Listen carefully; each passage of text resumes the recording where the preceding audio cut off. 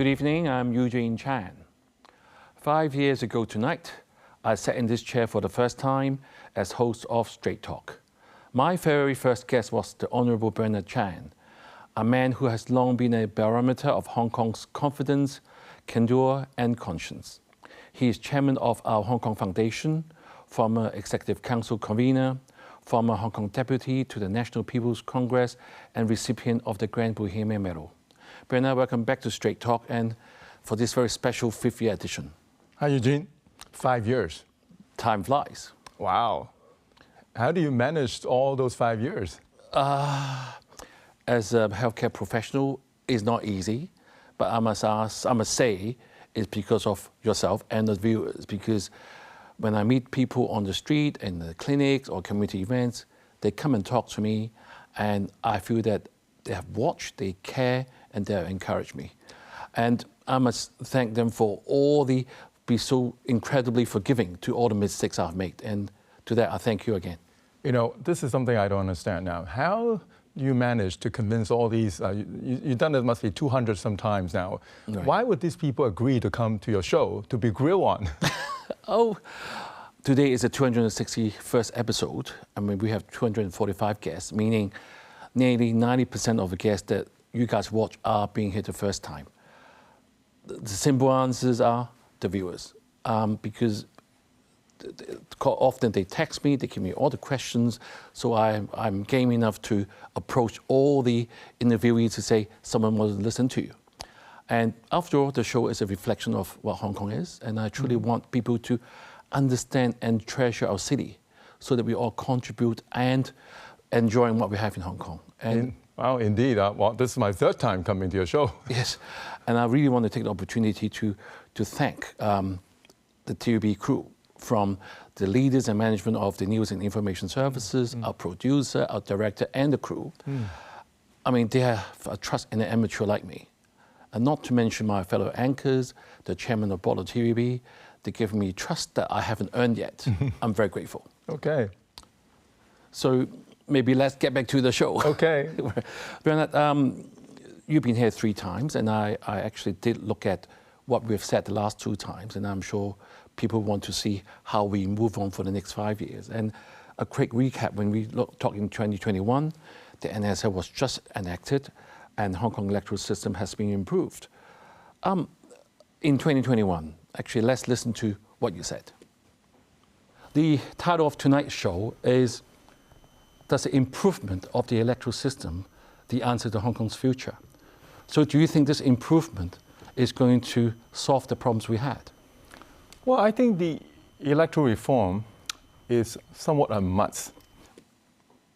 Bernard, you said that the electoral system must somewhat to be, the change must be a must. And you think, but doing it alone will not be able to solve Hong Kong's deep-seated problem.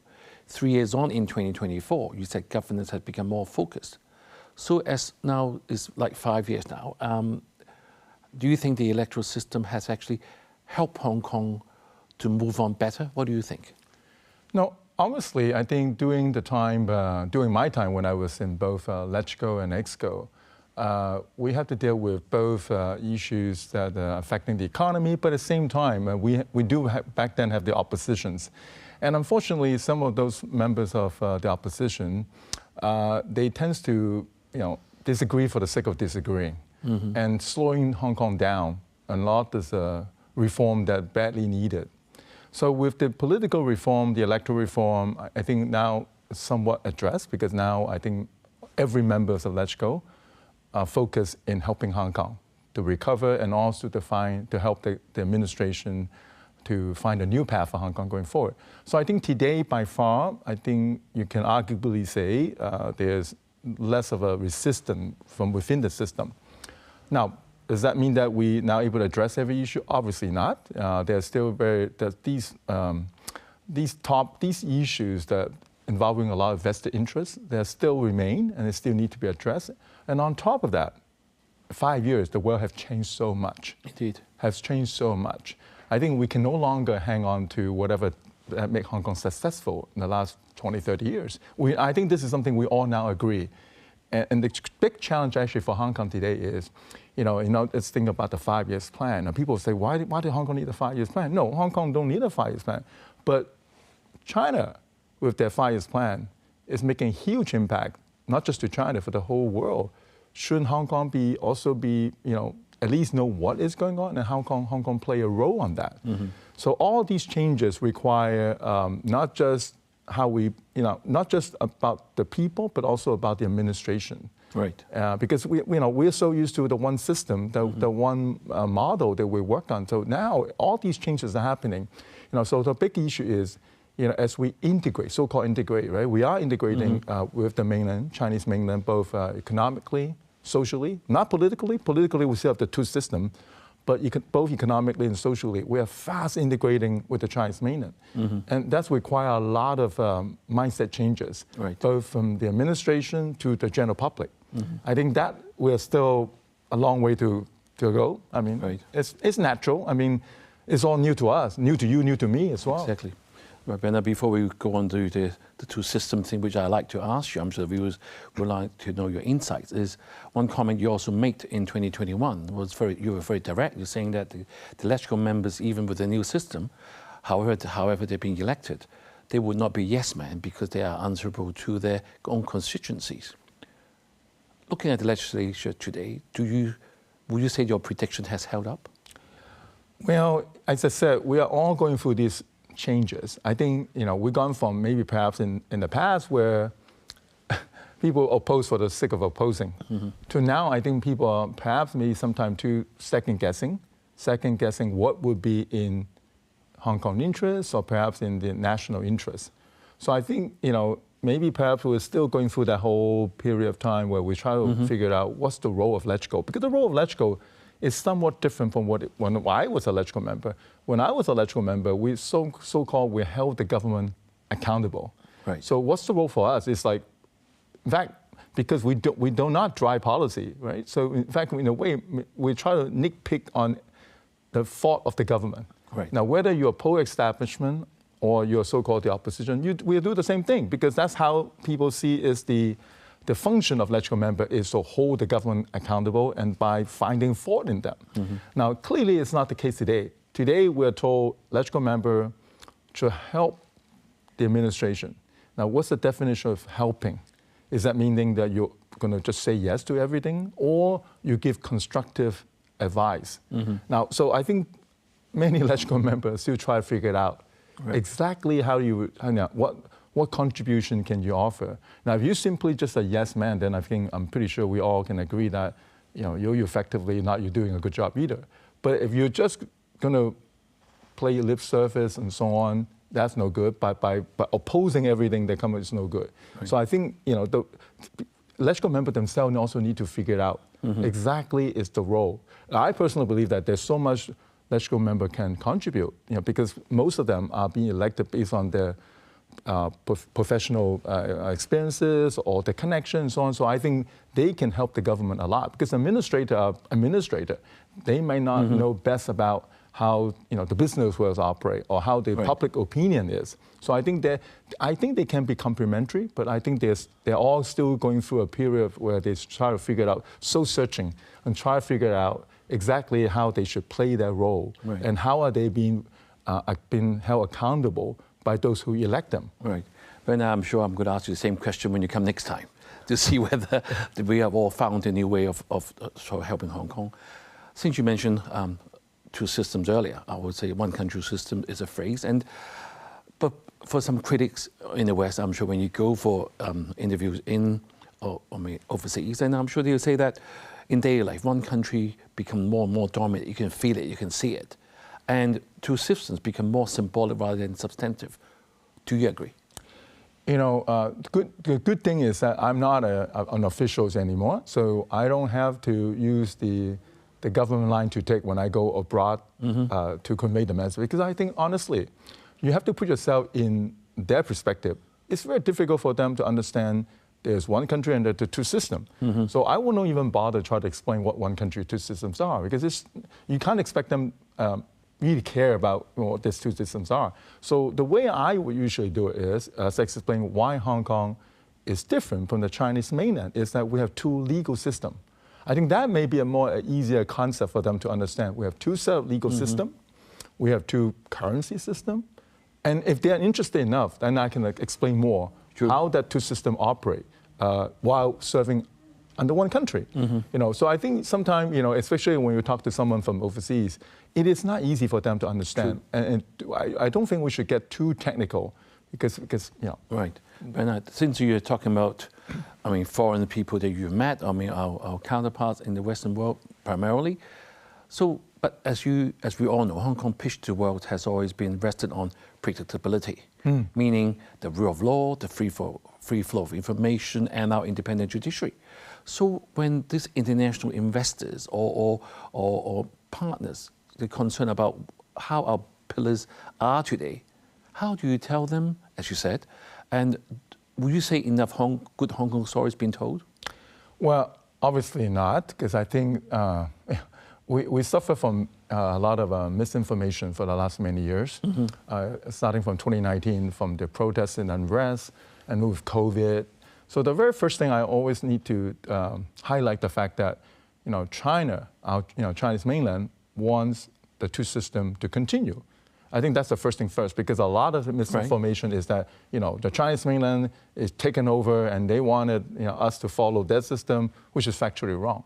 So I think the very first thing I always need to emphasize is it is in China's best interest to keep the two systems going. They want the two systems because it's in national interest for some. So this is the one point I need to get through them. Right. And of course, you can't expect everyone to agree with that. But I think that first thing first, because otherwise they keep thinking that the Hong Kong people are fighting with the Chinese mainland. I say no, Chinese mainland want the two systems as much as the Hong Kong people want the two systems to continue because it's in China's interest to keep the system separate. All right, Bernard, let's go a short break now. We'll be back with more Straight Talk.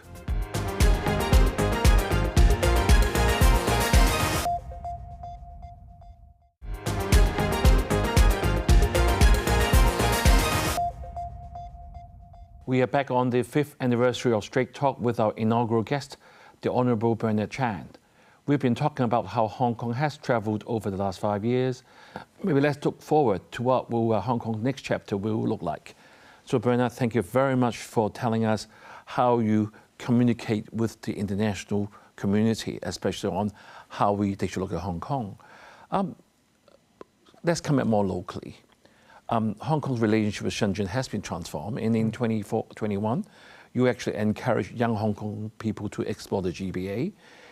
By 2024, you were surprised that Hong Kong people were crossing the border to spend money that we didn't expect. So would you say that, rather than them coming over to Hong Kong to spend, would you say that we're losing our own market to mainland next door? Well, I don't think it's just losing. We gain certain things, obviously, but this is the thing, right? I think we are complementary. Hong Kong is complementary to the Chinese mainland, of course, to GBA, right, our next door neighbor. But what took me and many people in Hong Kong by surprise is the speed of that changes. Indeed, yes. I think I'm pretty sure 5 years ago, I would not have imagined that hundreds of thousands of people from Hong Kong will travel to Shenzhen over the weekend for a good meal. Never would have, if you were to ask the same question 5 years ago, I would not believe it, because I think back then we still have this notion of, maybe the food there wasn't, up to the standard. There may be compromise here and there. But today, I think most people would agree that they actually pretty good and not even better than Hong Kong. Serves better and so on. So these are the pace of the changes is really push Hong Kong to a journey of no return now. We got to work faster. And how can Hong Kong continue to command the premium, right? Because, we command a premium over Shenzhen, but yet, if we cannot deliver to that premium, then we're in trouble. But certain sector, I think any sector that rely on the benefit of the two system will continue to do very well, because only on Hong Kong side we can do it.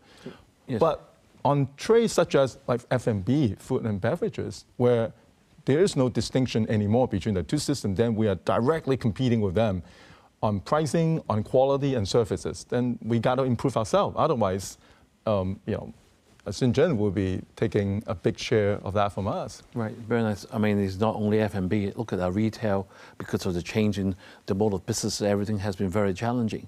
And if you look at what our government say, we say new thinking and new methods, very much to what you said. We want to increase ourselves to be more of a premium standard. But we call this just a slogan. Well, what exactly do we do, and can we do it? That's the issue. You know, the beauty of Hong Kong, I mean, there's no one else out there to bail you out. Hong Kong people need to survive, and we need to reinvent ourselves. Now, you think about this sort of crisis, if we look back in history in the 50s and the 80s and the 2000s, and Hong Kong goes through many different cycles of challenges and changes. Each time, somehow Hong Kong people will manage to bounce back on our own. Now, we can never expect the government to bail us out. I mean, because the government will be the last people who know how to run the business. So Hong Kong people just need to figure it out, business people need to figure out how to reinvent. Certain business model will not survive, right? Will be obsolete. But new business model will come. For example, today, obviously, we're pushing education as a major hub in Hong Kong. So a lot That's something we never expected. We never expected. Well, we sort of knew, but then there wasn't that demand at the time. Today, the huge demand. Yes. So every time, what helps Hong Kong to move forward is the changes in China, in our Chinese mainland. True. That's the key. So I think Hong Kong people needs to stay very alert. They need to understand what's happening in Chinese mainland, because whatever happening in the Chinese mainland will have an impact on us. Where Hong Kong people, Hong Kong businesses can take advantage of that changes. So I think every single time, in the 50s and 60s, when there's an embargo on Chinese mainland, Hong Kong traders take advantage of that. Into the 80s, when there's an economic reform in China, again, Hong Kong manufacturers move to China mainland to build factories. And then 2000, when a lot of the capital, Chinese company capital, Hong Kong is an IPO capital. Today, Chinese companies are going outbound, right? So Hong Kong, again, is being used as the bridge to connect to the world. So each time when something happens on our Chinese mainland, Hong Kong is able to capture that opportunity. But it requires us to first understand what are the needs and how we can create value. That's exactly what you said a bit earlier, that we need to know the 5-year plan of China. How can we integrate, isn't it? We are now completed to, I would say, from a chaos to order. Now there is from the order to prosperity stage, as national policy has said. We have the national security law, electoral reforms, Article 23. And now we are going through this challenges to say, how do you reinvent the businesses? How do we retain our talent? So will you agree that we are now on the way of prosperity, especially given all the geopolitical or the wars are happening? Is it helping us to move faster, do you think? Well, I think for sure with the enactment of the national security law and the electoral reform, I think stability-wise, yes, I think we are more or less now free from any potential confrontation and all this. We've been used as a mean to attack the Chinese mainland. I think we're okay. But in terms of prosperity, I think we are far from that yet. Because first of all, there still need reform within the system, right? Because we're so far behind with some of the changes needed. And on top of that, the rest of the world is not slowing down for us, with the AI coming around. So are we going to be able to still keep the same job that we used to have? Where are the future jobs for our young generations? And on top of that, the geopolitics is real, given what happened now. I mean, in fact, geopolitics is crazy. Every 6 months, something else happened. Just 7 months ago, we have a tariff war. Now we have a real war, and that is going to impact the whole the economy. It's not just our economy; it's global economy. Yes. So I would not. I don't think we can assume that we are now on a safe path to prosperity. Right. But at least the good news is, riding along with Chinese mainland fortune, I think Hong Kong, is somewhat in a way. I would say that at least we have a big brother behind us. Right. That we can't go as wrong as perhaps it's all relative. You look at what happened to Europe, what happened to Southeast Asia. There's a lot of problem going through them. So I think Hong Kong, by and large, is somewhat okay, but we are far from being prosperity, as you said. Prosperity, yeah.